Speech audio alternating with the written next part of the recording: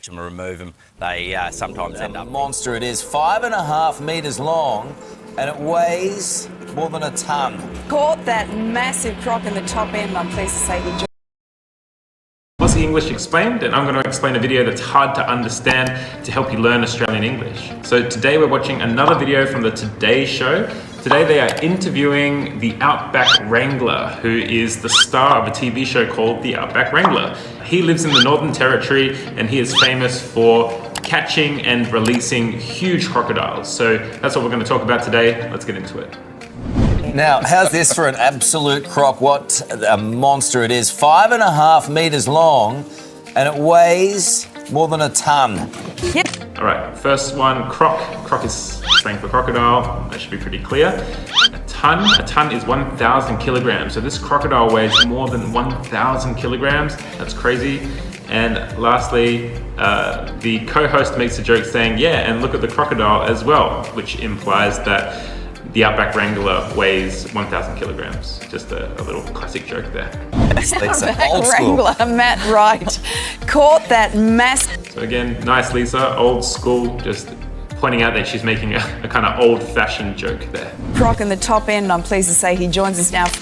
The top end is slang for Darwin, or the Northern Territory, but typically it's Darwin, because it's at the top end of Australia. Good morning to you, Matt. Oh, there you go. Hey Lisa, how you going? Really? Hey Carl, how are you? Well, just something you picked up in the park there, bro? So just something you picked up in the park there, bro, and referring to the snake around his neck and suggesting that he just casually finds these animals and puts them around his neck. So it's the joke there that Carl is making. Mate, yeah, they're just cruising around the Darwin. Where did you find it? Just cruising around the Darwin. I don't know why he says the Darwin. I think that's sort of incorrect, but cruising around means sort of like roaming around. It implies that it's sort of a relaxed way to move around.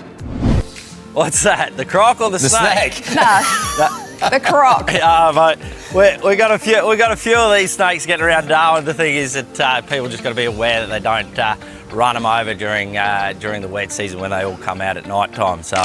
Run them over, meaning run them over with like a car or something when they actually come out. And I've had her for quite a few years now. Quite a very quiet snake. Beautiful stuff. Now, what about the croc? You've seen a lot of big crocs in your time, but this one, whoa. Yeah, that's quite a large croc there, Carl. That was on when we were filming season 3 for Outback Wrangler. When we were filming season 3 of Outback Wrangler. So Outback Wrangler is a TV show that stars Matt and follows him around. You can go check it out. I believe that there's some clips on YouTube and whatnot of this TV show. It's pretty cool. He's definitely one of the biggest that we've caught. We caught probably about 3 that size last year, and a couple of them we managed to tag, release, put satellite trackers. So he's talking about how they tag, release, and put satellite trackers on them. This is kind of similar to what people do with certain types of marine life, like fish, and it does help to know where the crocodile moves around. It's good for the scientists and good for people who are trying to protect these animals. So that's something that they do with the crocodiles as well. Again, but some of these big fellas, when they do cause a problem on cattle stations. Some of these big fellas, referring to the crocodile as a big fella. Again, we have talked about this in other videos, but big fella is a term that we can use to talk about people, usually guys and friends. We can also use it to talk about animals. At cattle stations, instead of them getting shot, I have to catch them and remove them. They sometimes end up in parks, but we're trying to manage that and put a few more tags and satellite trackers on them and keep an eye on them. Keep an eye on them. Keep an eye on them means to watch them. It doesn't mean to actually put an eye on them. On the cattle station, he could obviously smell lunch. Yes. They make a short meal out of a cow. They make a short meal out of a cow, so that implies that they can eat cows pretty quickly. Sure. Hey, Matty, it's a good thing you found him with gaffer tape around his schnoz. Matty, which is the nickname of Matt. So if you have a friend called Matt, people might call him Matty. He's saying, lucky that you found him with gaffer tape around his schnoz. Schnoz is slang for nose, and obviously the gaffer tape there is the tape that they're using to wrap up the crocodile. Taking a few rolls. Yeah. No, it's the only way to keep them calm and stop them stressing. We put a bit of hessian. Make sure you got to put that hessian over their eyes and then really tape them up. It sort of covers all their senses, their hearing, and it just really calms them down, stops them from stressing. If we don't do this, there's a good chance they stress, they build that lactic acid up, and they'll kill them. So we've got to treat them with care, even though they are a big, massive dinosaur-looking animal. It looks like something that just came out of Jurassic Park. Yeah. They are quite fragile, especially when we do. Just want to take a moment to talk about hessian. So hessian is a material, it's sort of brown colored, and they use it to cover the crocodile's eyes.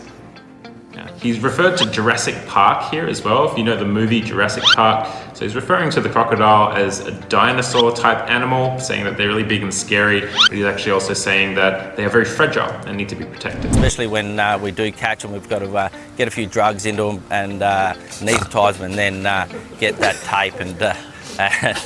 Might be a way that we explain, we might say this if you wanted to like give drugs to someone and like, I don't know, do something bad, so it's not a very nice phrase. It just sort of came out and Carl thinks it's funny. It is kind of funny. A bit unusual way to say, give them medication. And just calm them right down. It does help them from biting you. But just take us through, Matt, that moment of, oh my gosh, there's a big 5.5 metre croc, to what we just saw there where it's all wrapped up. How do you approach them? A big trap, big bait. You know, we target certain animals when the landowner says, you know, he's losing quite a few cattle in one area, or he's lost a horse or a few dogs. Just want to explain. So Matt says they go into an area where they might have lost a horse or a few dogs, and the way he's explaining this is so casual. You know, he's just saying, if they lost a horse or a few dogs. So Carl kind of giggles because it is sort of ridiculous, the idea that, you know, these animals get eaten by crocodiles. We'll go into that area, we'll have a look at that area, and we set a few cameras, and all this is going to be on season 3 Outback Wrangler, where we set the motion sensor cameras to see how big the croc's going to be, and then we'll set the trap accordingly.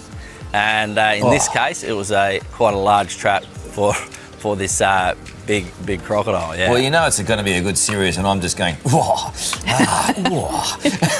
Carl says, I'm just going, whoa, whoa. If you didn't catch what he means, he's just very excited about seeing the show. He believes it's going to be really great. You're such a proper man. Is there anything you can encourage other men to do to be more manly? You're such a proper man. Is there anything you can do to encourage other men to be more manly? So he's joking around here, but referring to Matt as a real proper man, I think he's a real typical Aussie manly man. He's got a snake around his neck. He's very handsome, and so we might describe him as a proper man, the way a man should be. Just be yourself, Carl. You know how it is. Wear a snake around your neck. Best kind of necklace. Yeah. All right, Matt, the season looks Great, and so that's it. Hopefully that helps you to understand this video a little bit more. I think that mostly it's not too difficult. The accents are quite challenging in this one, but yeah, give it a go, and I'll see you next time. Thanks.